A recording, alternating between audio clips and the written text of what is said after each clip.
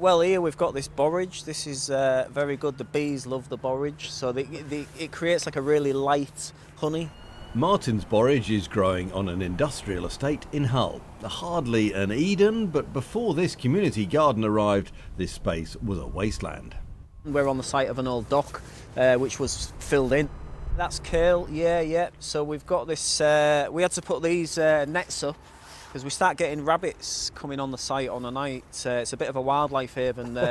Places like this often are once the night kicks in. The rabbits have been enjoying the leeks, have they? Yes, they've been nibbling some of these, the tops of the leeks. Well, they left the good bit behind them. They have indeed, that'll go in the soup. Soon, many of Hull's disused nooks and crannies could be filled with borage and kale. It's become the first city in the UK to offer people the right to grow on unused council land. Jill is the councillor here in Hull who proposed the right to grow motion. It was passed unanimously. I just don't want people not to have food. I want people to have decent food, but I also want them to feel good about themselves. And what does it actually commit the council to doing? There needs to be a map to show people just where they are able to start developing these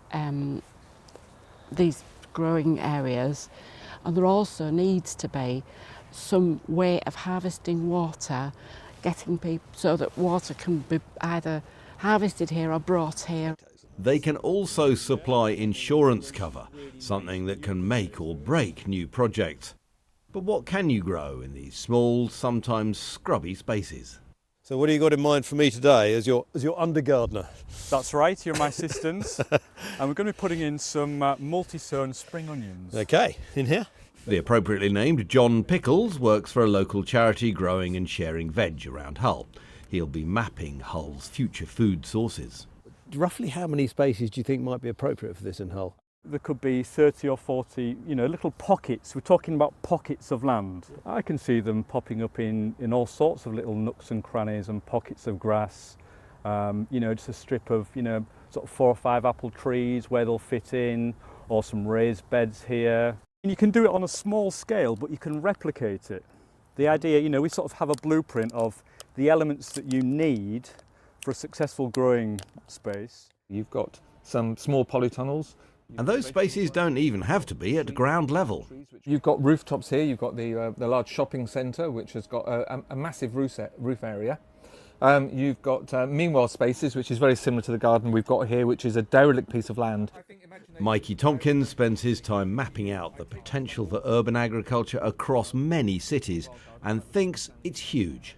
How significant could the actual quantity of food be grown in these spaces? Between, say, 15 and 20%. We're not talking about urban food growing being all our food that we need to consume. But 15 or 20% of the food consumed in that city? The benefit of urban food growing is that you can use small space quite intensely, as opposed to extensive growing, which requires fields just sitting empty for maybe 3 or 4 months of the year. Is this something that you think has real potential, or is it just a kind of rather quaint, nice food programme-y kind of thing? Historically, this is how we always grew food. I mean, the city provided quite a lot of our food, and going back to things like Dig for Victory, when we got ourselves together in the Second World War, the research came out there was saying this is more productive than farmland.